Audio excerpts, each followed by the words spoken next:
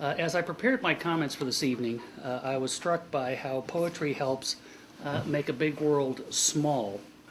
I grew up in Corvallis, the grandson of an entomologist at Oregon State.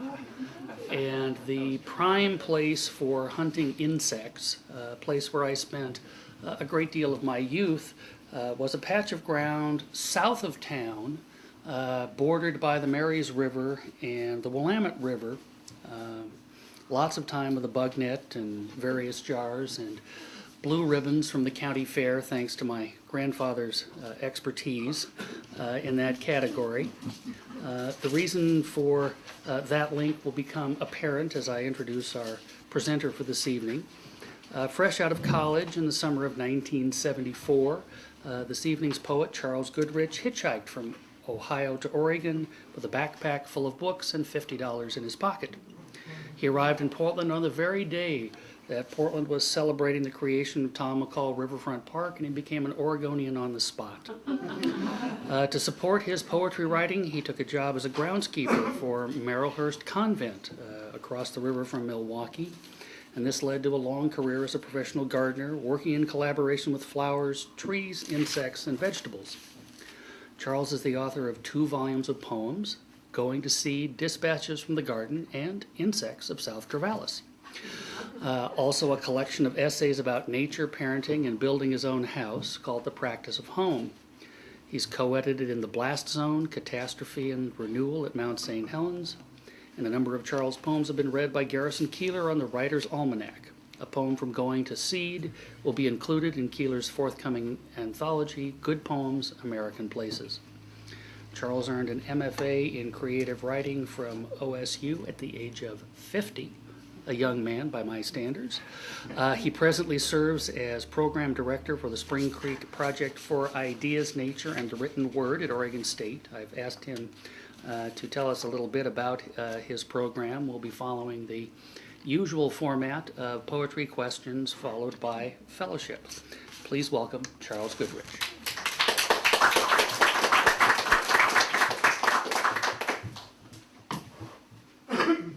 Thank you, Greg. Lovely. The president of the city council.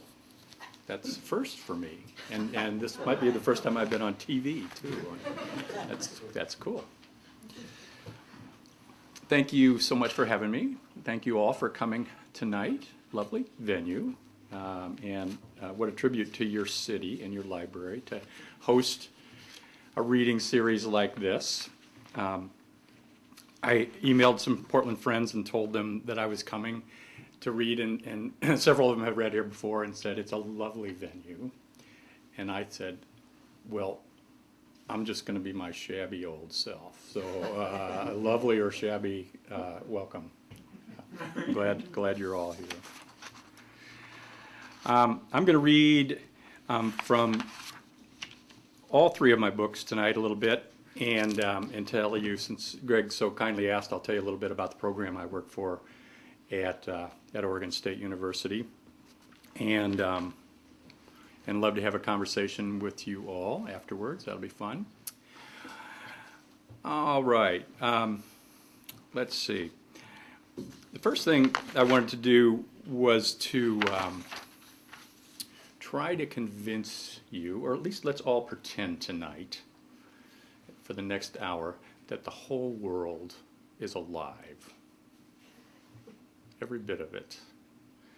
I really try to remember to see the world that way. You can argue about it endlessly, and it's fun to argue about, but in some way it may be a choice. It may be a difficult choice, but to see the entire world as alive is a good exercise, a moral exercise.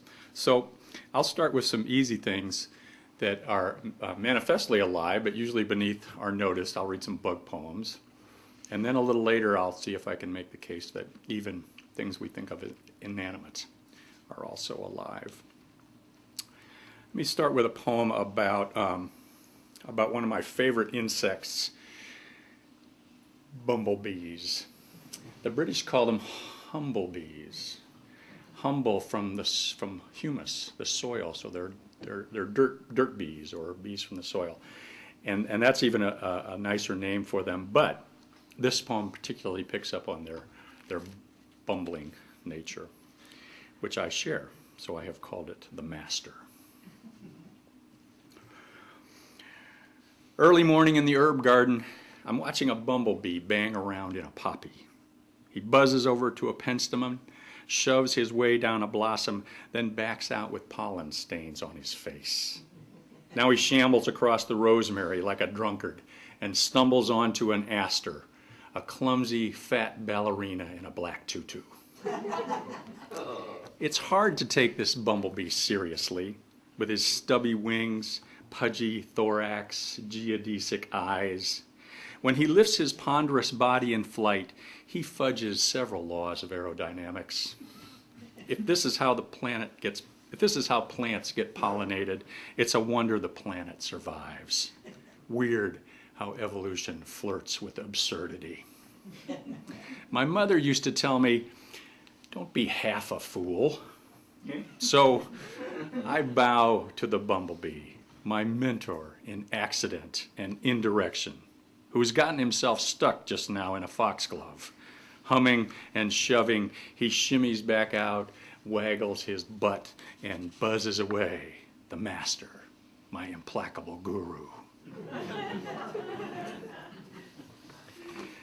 So I was very, very blessed to find employment as a gardener when I first moved to Oregon to support my poetry writing habit. I didn't know what I would do for a living.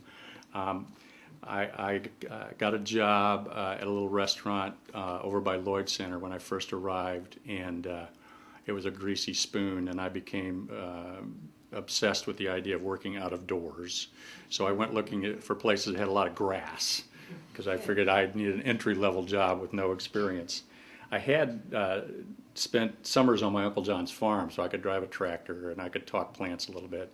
So I wrote a very convincing falsified resume and was hired by Marylhurst Convent because their groundskeeper went on a bender and never came back to work. So they needed a groundskeeper very quickly. So that was a very wonderful and forgiving apprenticeship that I was able to do at Marylhurst, and then went on to work in many situations like that afterward. So let me read you. So working as a gardener led me into these encounters with insects. I think if we're going to repair our relationship with nature in general, the best way is to have intimate encounters with animals. And charismatic megafauna are great if you happen to be able to come across a polar bear or an elephant. More power to you. But actually, it's much more likely, especially for kids, but for all of us too, that we're gonna encounter charismatic mini-fauna, so bugs in particular, and they're just as fascinating, just as miraculous as large animals. So, but I didn't really know that until it happened to me. And when you're crawling around in a garden bed, that's when it's likely to happen. So I feel fortunate that I've had some of those encounters, and I've had them. Once you start paying attention, they happen to you not just in the garden, but sometimes in your house as well. So here's about one of those encounters in the house. It's called Two Mosquitoes in the Bathtub. They've been here for weeks, living on leaky faucet drips. When I draw a bath, they fly a little, but soon settle back among the soap stains. It's December, freezing outside. That's why they don't bite me or mate. Enormous desires encoded on their chromosomes lie dormant. They dream of summer. Relaxing in the hot water, I watch them doing nothing. One, the male, waves his feathery antenna. He's smaller and has a broken foot. The female is slightly swayback, or maybe just tired. Science and Buddhism, I call them. Orphan twins in search of lost family. A couple of itinerant trapeze artists. A secretly amorous pair of saints. whoever they are, they're my guests. We're sharing our morsel of eternity. We bathe together.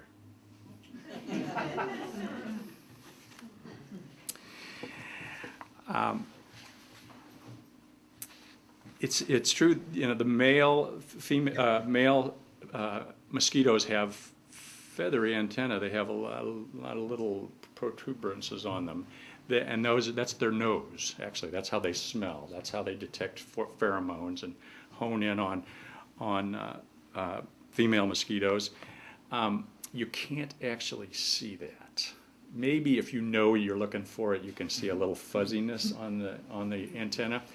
But so I got that out of a field guide, and I kind of cheated, But that's kind of how I work. You have these encounters with a creature. These were 2 mosquitoes in our bathtub for a great deal of time, and I did watch them, and I could tell there was something different about the 2 of them, and I was curious about that. And then I went to the field guide and did a little research and found out they have feathery antennae. How cool is that? So couldn't help but pack that in. So I often try to get the entomological information in a poem accurate as much as I can, but I don't. The occasion for any of these poems is usually a personal encounter, such as this one. It's called Vacuuming Spiders. Are there any arachnophobes in the audience? Yes? Would you hold her hand, Paul? This may be a little traumatic for her. You can plug yours if you need to. It's cool. Vacuuming spiders. I admire their geometrical patience, the tidy way they wrap up leftovers, their willingness to be the earth's most diligent consumers of small bitternesses. Sometimes at night, I hear them casting silk threads, clicking their spinnerets, plucking their webs like blind Irish harpists. I can almost taste the fruit of the fly, like sucking the pulp from a grape. But when their webs on the ceiling begin to converge and the floor glitters with shards of insect wings, I drag out the vacuum and poke its terrible snout under the sofa, behind the radio, everywhere. For this is the home of a human being, and I must act like one, or the whole picture goes haywire.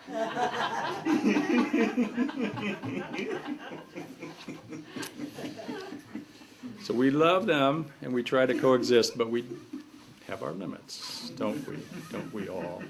I read this really terrible thing a couple of weeks ago, a really sad thing, by an entomologist at the University of Colorado or something like that, who has a website in which he tries to, help people appreciate spiders and demythologize spiders. But he had a little column that says, if you rescue your spiders and take them outside, you have condemned them to death, because they're house spiders and they're not going to make it outside. Wasn't that heartbreaking? I always do that, and I felt virtuous about doing that. And now I know, might as well just squash them. I still take them outside. I think he's wrong. He's just an entomologist. Okay, here's one more bug poem from insects, and then I'll change gears a little bit. This is called Cabbage Moths. Little white. They're actually they're actually butterflies. They're cabbage white butterflies.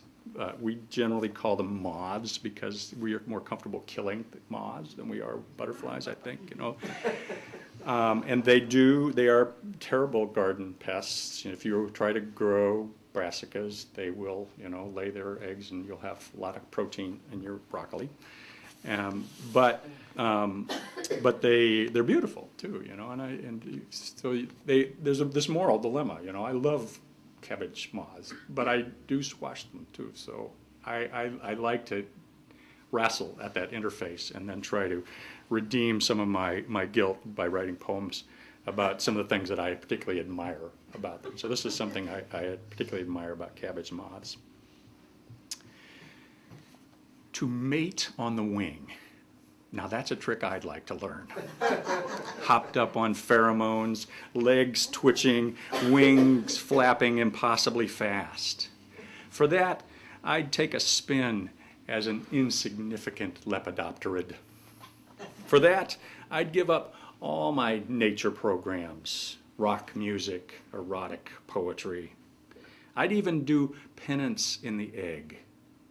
I'd crawl through adolescence on my belly, eating none of the food I love, eating nothing but cabbage, cabbage, cabbage.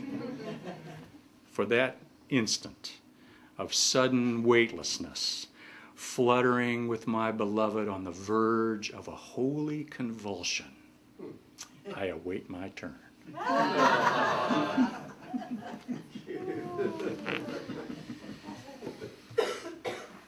don't know what to make of the idea of reincarnation, but I definitely have I feel like I've been a cabbage moth sometime, and I certainly wouldn't mind trying that sometime. Let me switch gears a little bit and read some things about work. Since I lucked into a career as a gardener, it became, and was reading and studying poetry all the time, it became apparent to me that we don't have a lot of poetry about work. It's interesting. We go to poetry for escape for work, I guess, epiphanies or something like that, but we spend so much of our time working, whatever we do, whether it be outdoors or in an office or teaching or nursing or cooking or whatever, but there's not a lot of poetry about that. So that maybe speaks to some kind of a schism in our psyches. I'm not quite sure. But anyway, that's one thing which I found a rich subject to work to write about, is the many jobs I've had as a gardener. So I want to read you a couple of poems, gardening poems, and then a little piece of prose about work. So when I moved to Corvallis after I left my job at Marylhurst Convent, I got a job with Benton County Parks, supervising their corrections work crew, the guys in the orange vests out on the highways. And it was a really good job. It was a weekend job. I worked Saturday and Sunday all day long, and I was building my house at the same time, so I had all week to work on my house. And it's a really good program. People were happy to be out of jail. Regardless, if you give them meaningful work, it's a better choice than sitting inside all the time. So they were generally not very positive people. So it was got a little stressful to be around them sometimes. But in all, it was a good job. So here's a poem from that experience called the Benton County Corrections Work Crew. There's 3 in this series. This one's called The Corrections Work Crew Digs Post Holes for a New Fence Around Hyack Park. It's been a good day so far. In 2-man teams, we've been taking turns, one man jabbing the post hole digger into the ground while the other one rests for a minute. 75 holes dug, and it's not even lunch. Then a car pulls up. "What are you doing here?" the driver asks. He takes us for government workers standing around on his tax dollars. "We're installing holes," Darrell obliges, but the guy just sneers at us and drives off. "We're criminals," Kelly yells after him. "We aren't even getting paid." We all laugh and go back to work, but the spirit's gone. The rest of the day we hold back like we were on wages.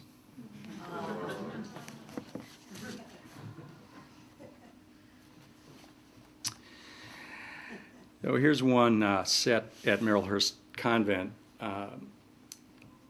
Unusual situation. There were 100 nuns at the convent and 6 guys that did all the work. A carpenter, a plumber, electrician, a groundskeeper, and 2 helpers. And odd. Anyway, so this tries to capture a little bit of that oddity. So the carpentry shop was in the basement of the convent, which is where this is set. That's what this is called, Convent Maintenance Shop. What does she make of us, this novice they've sent with the week's fix-it requests? Cowering in the doorway to our low-ceilinged shop in the convent's basement, she watches Wilbur at the long bench doing autopsies on TV sets. Beyond him, stooped over the ancient vise, senile Ned is unbending used nails. Our huge table saw must seem to her like some terrible altar in the center of the gloom, its carbide teeth gleaming. Muttered curses come from the desk where Bill the X, executive officer, ex-marine, ex-con, etc., he tells us often, smokes over weeks of work orders. She's seen him before, upstairs, emerging from the elevator, booming, "Man on the floor," tools dangling from his belt like scalps. Sparks leaped when he changed her narrow room's bare light bulb to double fluorescent tubes. He didn't bother to throw the breaker, he told us later, to see if she'd jump. Now she slips her messages onto the jaws of Ned's vise, makes a sign at her breast as if tying a knot, her lips trembling with shame or fear, and retreats upstairs, fervently hoping that she and her sisters may hereafter devote themselves heart and soul to prayer, uncompromised by maintenance and repair.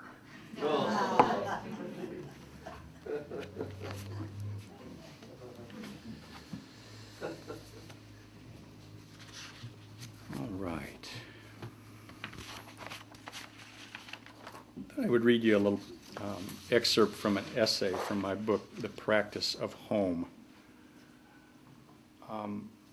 which is about the kind of the life of things. Some people seem to have an intuitive connection with material objects. You know what I mean? Yeah, there's the term for some medical workers that they called medical intuitives, who can see and seem to have a psychic vision into healing. I think there are material intuitives too that really understand how things are inside. So that's what I was trying to. And I know a bunch of them. I live amidst the clutch of these men in this case, and I was intrigued by them and grateful to them. So I wrote this essay. When I was a budding poet, it always was frightening, I would say, to me, offensive, I was going to say, but frightening to me to see references to Greek myths, because I wasn't good at them. I didn't understand them, and I thought they were talking over my head. But in my dotage, I read the Greek myths, so that was better. And I discovered that one of the Greek gods in particular, I have a great affinity for, and that's Hephaestus. Hephaestus is the smith god. He was the guy who made all the other gods' armor and weapons and gizmos, and he was ferociously ugly and always got in trouble. And so I could relate to all that. So this is called Altars to Hephaestus. I'm sweating copper in my shop, making a railing of copper pipe for my son's new loft bed. I've cleaned, fluxed, and fitted a copper elbow to the pipe. Now I open the valve on the propane bottle and strike the spark tool, and the blue flame pops to life. It licks the pipe fitting till the metal blushes purple, ochre, and gold. When I touch the solder to the hot copper, the silver wire melts and quivers into the fitting. More solder drips off and solidifies in small pearls on the shop floor. The hiss of the torch and the acrid smell of the flux are as pleasing to me as the sounds and fragrances of cooking. I close the valve on the torch and the flame expires. Now a fresh quiet coexists with the crackle of the fire in the tin wood stove. I move over to the stove and hold my cold hands up to the metal chimney. I'm a bit dizzy from the gas, and as I look about me, the shop swims a little. What a restless place my shop is. The cheap table saw that dominates the center of the floor is littered with copper fittings, pipe cutters, coils of solder. On the wall above the workbench, saws, hammers, and C-clamps hang in disregard of their red-painted silhouettes. In the far corner, cedar, fir, pine, oak, and maple lumber in varying lengths and dimensions lean together in a jumble against the wall. 24 cans of paint squat glumly on shelves beside the door. On the windowsill, agates, shards of obsidian, and the jawbone of a deer are all stitched together with spider silk. Despite the cobwebs and layers of dust, nothing feels settled in the shop. Everything seems to strain toward its potential, as if each chunk of lumber, all the screws and nails, the scraps of metal under the workbench, want to be assembled into something a human would use, something lovable. The shop is part museum, part laboratory, and part sanctuary, a place for admiring things as the world made them, or for making stuff of the stuff of the world into new things. It's also a refuge and a playground where I can revel in the music of screaming power tools, fill my nose with the tang of sawdust and paint, even reel a little on the fumes of solvents. Sometimes it takes strong sensations to fire my synapses. The subtleties of nature don't always suffice. Every home workshop is an altar to Hephaestus. Though Hephaestus was guarded as a junior god on Olympus, so ugly his mother Hera disowned him, what I love about Hephaestus is that he's the only god in the Greek pantheon who works. He's a blue-collar god with a real job. His services on Olympus are in great demand because he can fix anything. He has the touch. Tools and raw materials dance in his hands. He toys with silver and gold and makes them do tricks as if alive. According to Homer, Hephaestus once fashioned 3 exquisite mechanical maidens to assist him at the forge, an early foray into robotics. But Hephaestus is not an industrialist. When he needs assistance, he doesn't build an assembly line, but 3 maidens. He has an erotic relationship with material objects. Ugly, club-footed, and clumsy of speech as he may be, Hephaestus is married to Aphrodite, the goddess of desire, beauty, and love. Figure that out. Such a strange pairing. What were the Greeks intimating about the relationship between beauty and ugliness, desire and revulsion? Is the hidden connection between lovers forged in part by the material world? Are beloved objects essential to the bonds between partners? I'm thinking about all the shops in my neighborhood, all the odd impromptu spaces my friends have for their projects. My friend Karen has a sophisticated little wood shop tucked in her garage where she fashions hardwood lamps. Her neighbor John has sheathed his back deck with old blue tarps for a space where he builds displays for the local nature center. Marvin and Margaret across the street from Karen make elaborate wooden puzzles, their tiny garage tightly arranged with racks and racks of puzzles and sheets of plywood and a little clean room for spray painting. Around the corner, Michael has his glass-blowing shop, a ramshackle shed behind his house. Paul builds recumbent bicycles in his carport.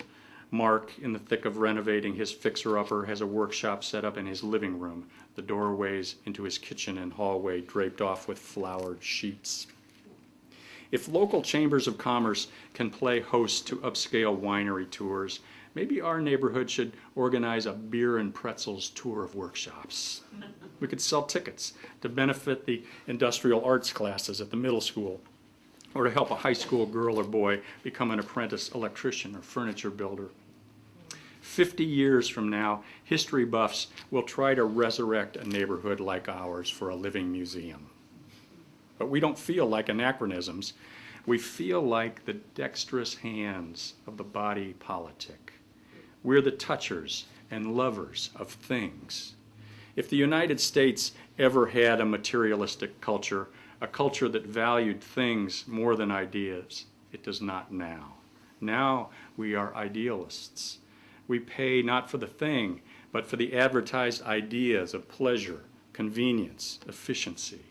We regard things themselves as expendable, as mere vectors of sensations, unreal in themselves, only useful so long as they stimulate us, as if every object was pumped full of some cheap ether, and we snuffed it like nitrous oxide to get a rise out of it.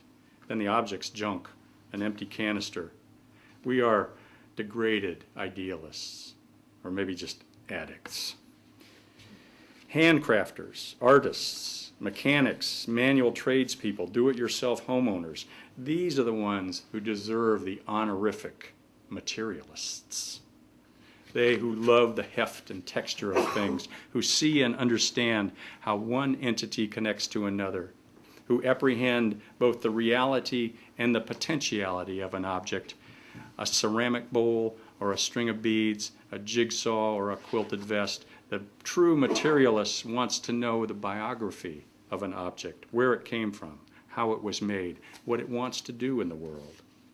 If there are people who can communicate deeply with animals, dolphin trainers, chimpanzee confidants, horse whisperers, there are just as surely people who communicate with things. I'm lucky to live near a clutch of auto mechanics. Glenn next door, Jim across the street, and Chris next to Jim. They're all car whisperers. They divine messages from my car, truck, and lawnmower that I cannot perceive. These guys commune with internal combustion engines. Oh. Thank you. So if we think of things as alive, we treat them better. We treat them with more respect, and I think they end up doing the same for us.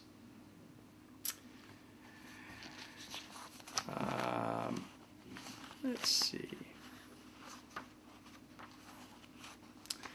I'm going to return to reading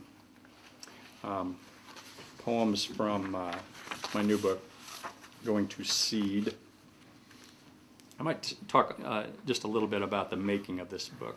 And so I've written both prose and poetry. I've just shared with you some, and I had in mind that I would capitalize on my experiences from my long career as a gardener and write a book of garden essays, because I think that the literature of gardening is narrow, I think. Most books about gardening are either how-to books or they're picture books of pretty garden scenery that you just inflame desire and is impossible to achieve, and so.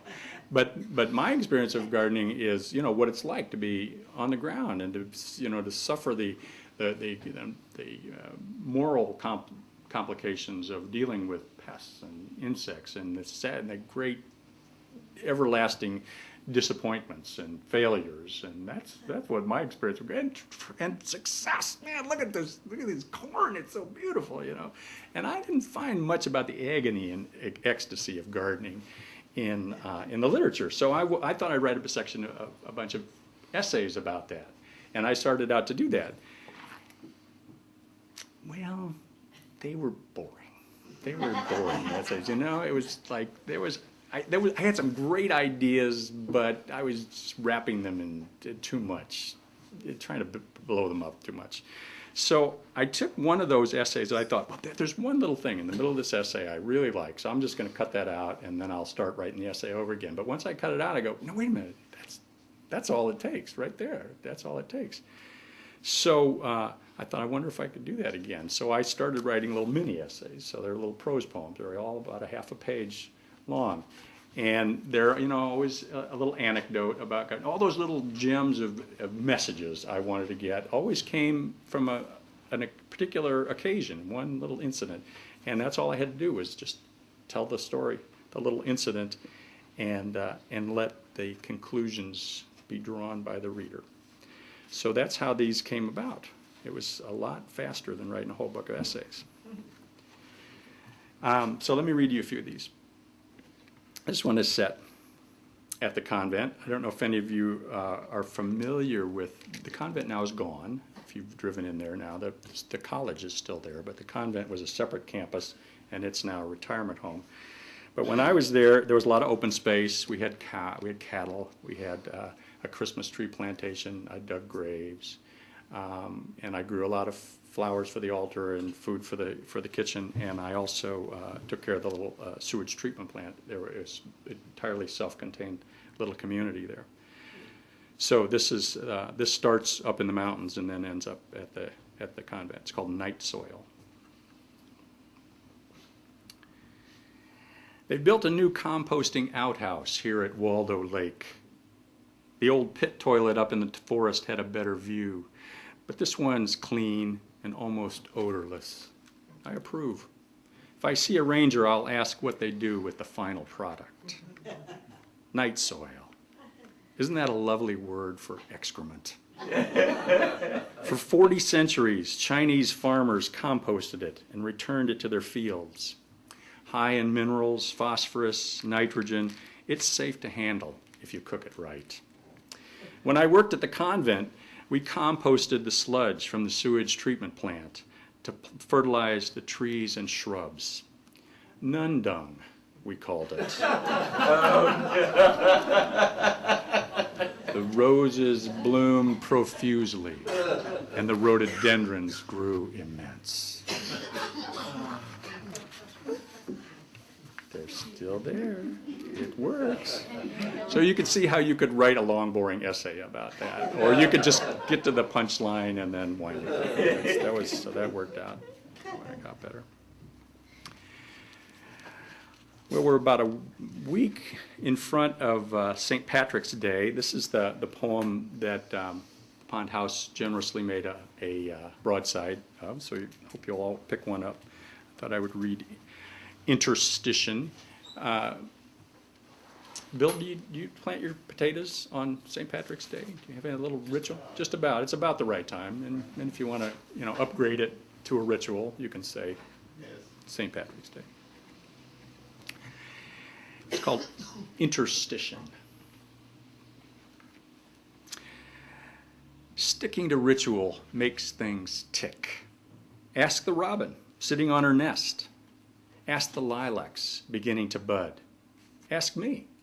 Or better yet, take this shovel and help me plant these spuds. You dig the trench, and I'll set a seed potato every 2 feet in the row. Because it's St. Patrick's Day, and that's when we plant potatoes. The college boys down the street are celebrating another way, playing ping pong in their driveway, puking drunk. Because they know as well as you and I do that famine is just one blight away. While they put their faith in cheap revelry, I'm paying court to the old dirt gods, burying these spuds with a prayer they'll let me stay another year above ground. You might think it's superstition, but it's actually interstition, acting on blind faith that the individual things we see are all stitched together by something potent and invisible. Better not to ask what it is. Just dig. So we'll be planting those next week, and if you want to come over, we have shovels for everyone.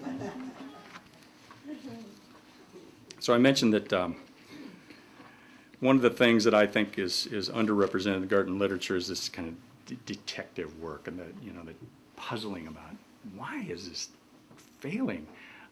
Lars and I had a great conversation about a whole book that he said there's somebody planted plums where plums should grow, and they failed, but their house was on a little rise, and there were 6 plum trees around that, and they prospered, saying just a few feet of elevation, and those are just I love that. But it's aggravating. So this is a poem about the aggravation of the detective work of gardening. It's called Garden Noir.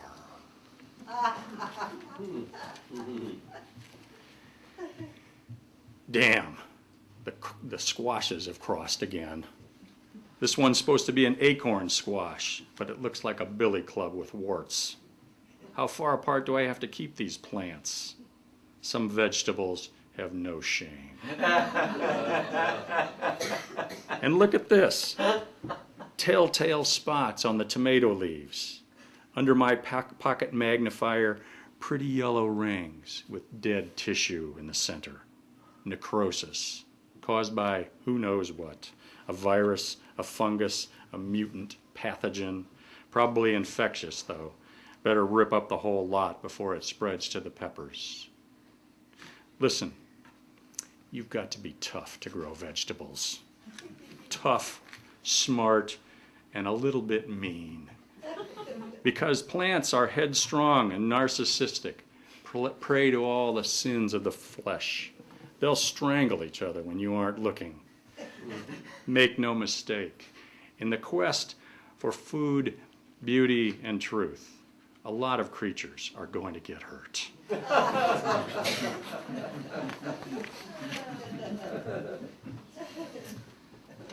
And I think it's just better to tell people that at the beginning, you know, before they become garbage. It's like, come on.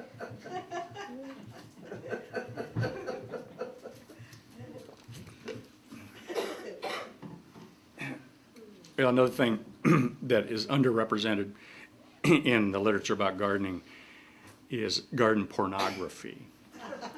So I thought I would try to remedy that a little bit. So this is my one contribution to the literature of garden pornography. It's the title poem. It's called Going to Seed. January evenings, I sit by the fire, salivating over the latest fashion magazines. Burpees, Wayside Gardens, Johnny's Selected Seeds. Dreaming that I'm still a young stud, still up for double digging a new bed, getting it on with the latest hybrids. Once I was biodynamic. I used to do a lot of heavy mulching. I tried my hand at companion plantings, played around with French intensive. There was a time I'd dibble seed into any dirt I came across. But I'm done sowing wild oats. I'm not planning to graft a branch on some other guy's tree. Anyway, who cares who can raise the biggest zucchini? I'm happy just looking at the pictures.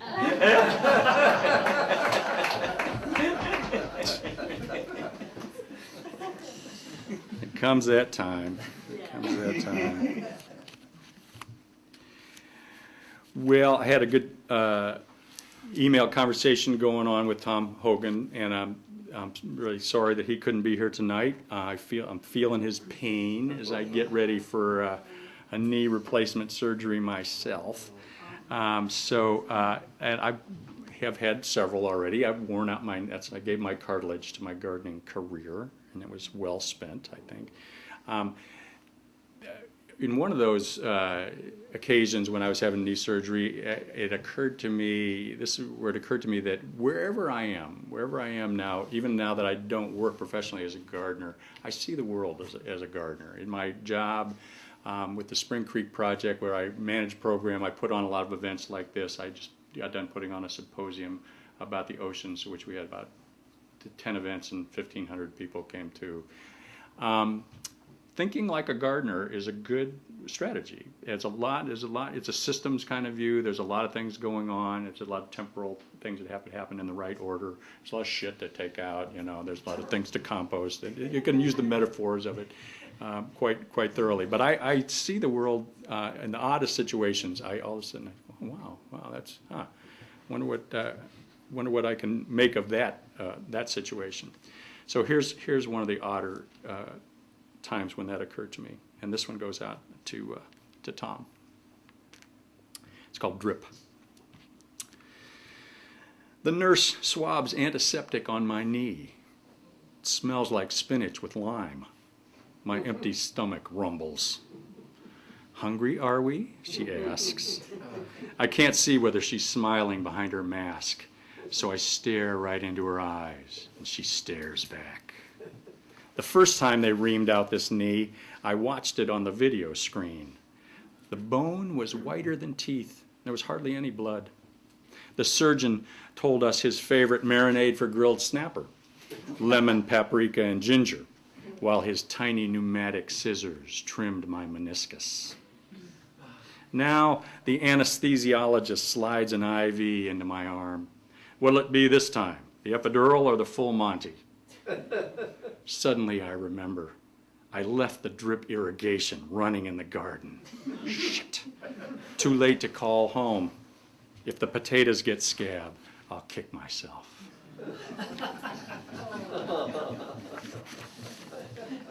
That's for you, Tom. I hope you turned off your irrigation system.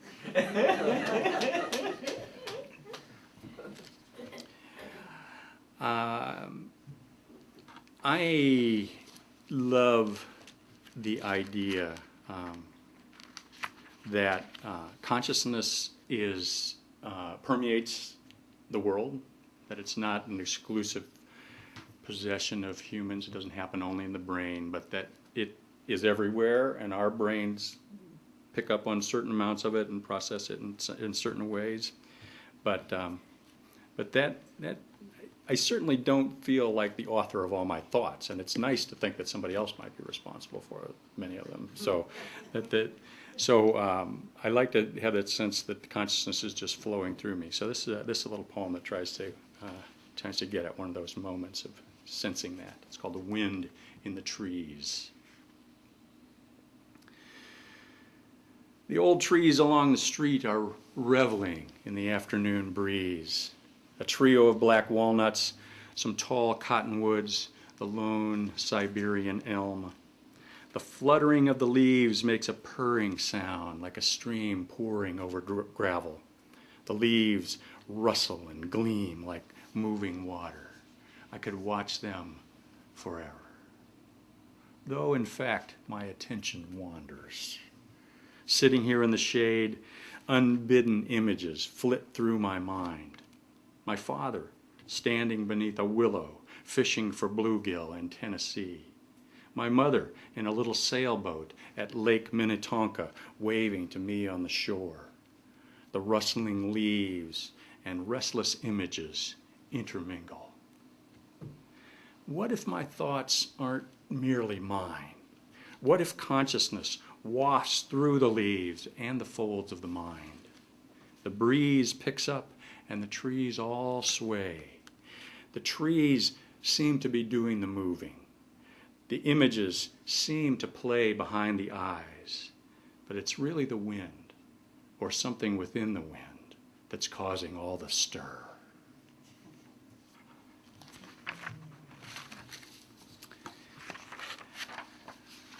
Let me finish with a couple of bird poems. Greg asked me to say a little bit more about the Spring Creek Project, and I think I'll do that as part of the Q&A after. We'd love to tell you a little more about it.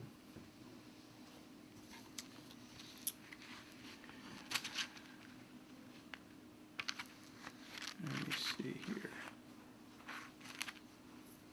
There's a heron rookery in the cottonwood trees alongside the Willamette near my house, and I'd love to go down and keep an eye on their progress. They're back on their nests now. There used to be a heron rookery on Ross Island. Is there still a rookery there? You know, they keep mining that island out, but maybe because they've restored some of that Oaks Bottom land, maybe there's still herons there.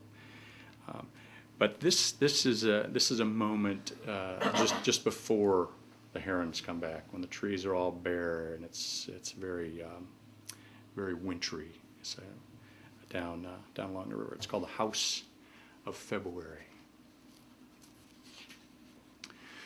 On the far side of the river, there's a grove of old cottonwoods, ragged trees with storm-splintered crowns.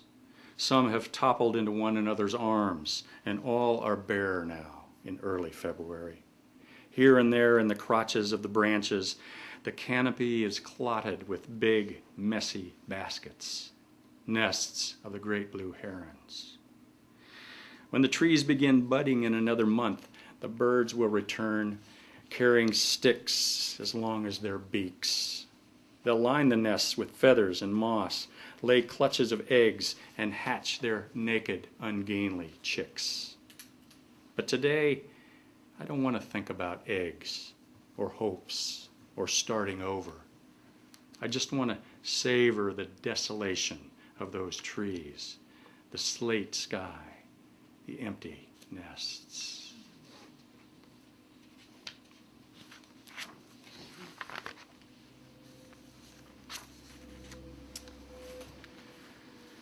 Crow. Still thinking about that crow I saw flying over the park this morning.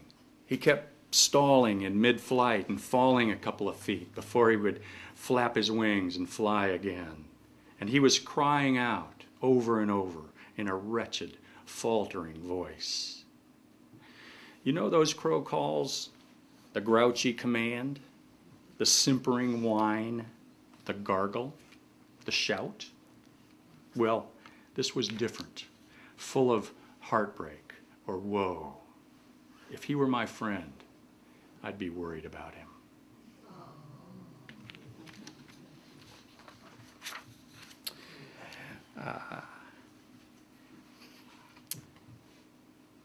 This is one about turkey vultures, one of my totem animals. Bless their hearts. My nephew, Aaron Goodrich, made the woodcuts that are block prints that are part of going to seed, and he also made one of a turkey vulture, of a turkey vulture flag, which was inspired by this poem. It's called "New Flag."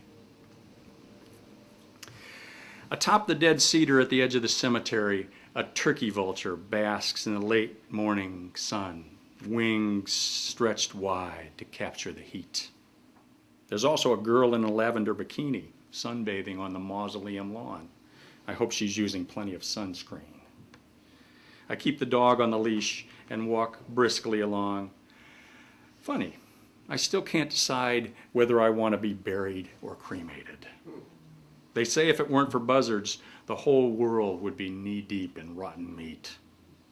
I look back and see that the girl has turned over, limbs splayed out like a corpse, and the vulture is preening, combing greasy feathers through its beak.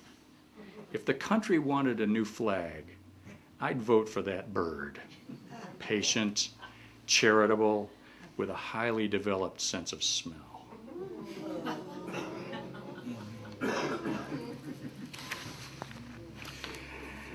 One last poem.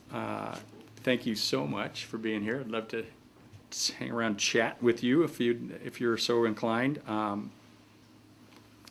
This is Greg mentioned that Garrison Keillor is going to include a poem of mine in his new anthology due out next month, and this is that poem. It's the final poem in Going to Seed. It's called Wild Geese. I'm picking beans when the geese fly over. Blue Lake pole beans I figure to blanch and freeze. Maybe pickle some dilly beans. And there will be more beans to give to the neighbors, forcibly if necessary. The geese come over so low I can hear their wings creak, can see their tail feathers making fine adjustments. They slipstream along so gracefully, riding each other's wind, surfing the sky. Maybe after the harvest, I'll head south. Somebody told me Puerto Vallarta is nice. I'd be happy with a cheap room, rice and beans at every meal, swim a little, lay on the beach. Who are you kidding, Charles? You don't like to leave home in the winter. Spring, fall, or summer either. True. But I do love to watch those wild geese fly over, feel these impertinent desires glide through me, and then get back to work. Thank you.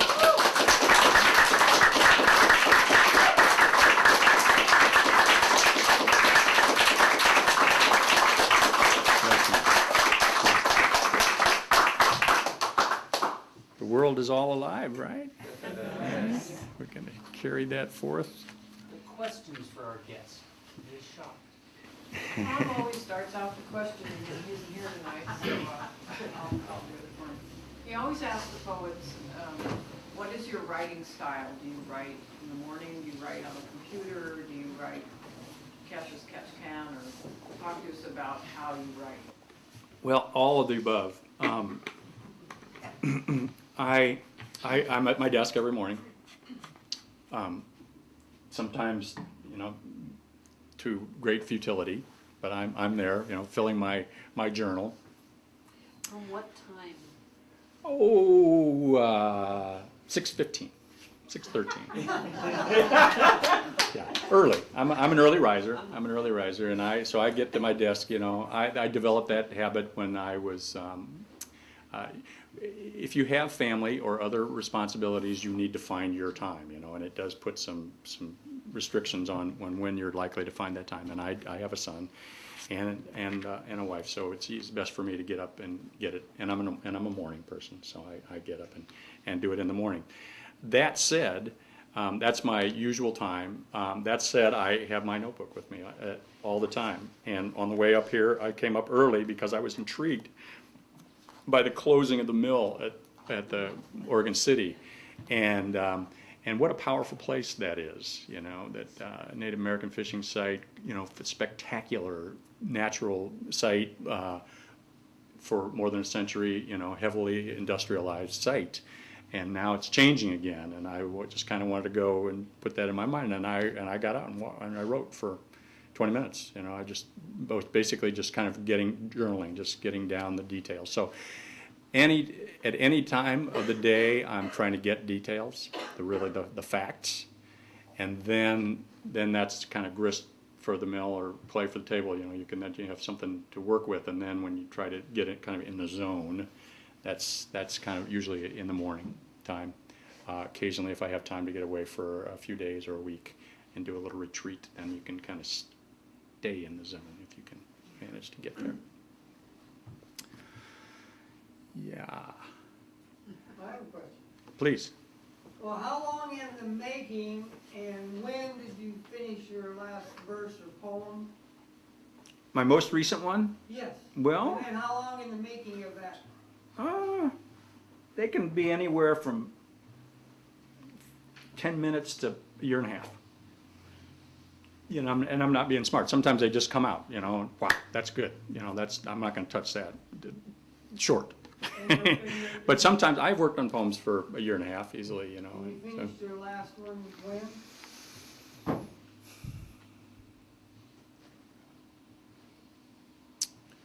Well, it was a couple of weeks ago, and I have a bunch more in progress. I'm actually working on a novel now. I did books of poems, and I did a book of prose, and I did a book of prose poems, and I get restless, so I thought I'd try a novel. And my son is going to college next year, and I spent a lot of time with him, and I was kind of thinking, I'm going to miss that guy. What am I going to do? So I had a little empty nest syndrome, and I thought, I could write a novel. So that's what I'm going to do with the spare time. People tell me that it doesn't always work out that way, that you end up having a lot of time when your kids move out, but that's my plan. While you're thinking of your next question, I do want to tell you just a little bit about the Spring Creek project, and there are some brochures on the table back there. If you ever get to Corvallis and you think you might make it to any of our events, I encourage you to send me an email, and I'll sign you up for our email listserv, which I only send out when something's happening. But our mission is to bring together as we say, the wisdom of the environmental sciences, the clarity of philosophical analysis, and the expressive power of the written word to help us reimagine our relationship to nature. So we are two people. We happen to be in the philosophy department. You may know Kathleen Dean Moore. I hope you know her nature writing. She's a wonderful nature writer, prose writer. She's my boss. She's the director, and I'm the program director. And so we're very mobile and quick, and we get our funding outside the university. So we just take on issues. We're going to do one on corporate responsibility next week, a philosophy cafe. And we think of ourselves as trying to nurture the next Rachel Carsons and Aldo Leopolds or Thoreaus, and we see them coming through the university and among young people who are appreciative of the science, maybe scientists themselves, but also want to be writers and are also keenly aware of the moral dimensions. That one of the things we work with at Oregon State is there are a lot of scientists doing cutting-edge science, and they're all, especially around climate change or environmental issues, and they're all saying, we're telling people that we have a lot of problems, but nobody seems to be doing anything about it. And the point, and we can share with them the perspective that the facts alone are never going to motivate people. The facts need to be put in the context of people's values, and then beyond that, they need a story to combine both of those and help them clarify how they want to act. And so that's what we bring together. We bring together the facts and the values into stories. So it's a fun. I'm really grateful to have landed in that job when I wore my knees out and couldn't garden anymore. So. All right, folks, thank you very much for coming. We have books for sale back there, more goodies, some coffee. If you haven't written a note to Tom wishing him well, so I don't do this again next month, please jot that down on the broadside, and we'll get that to him, and give our guest, Mr. Goodrich, a last applause.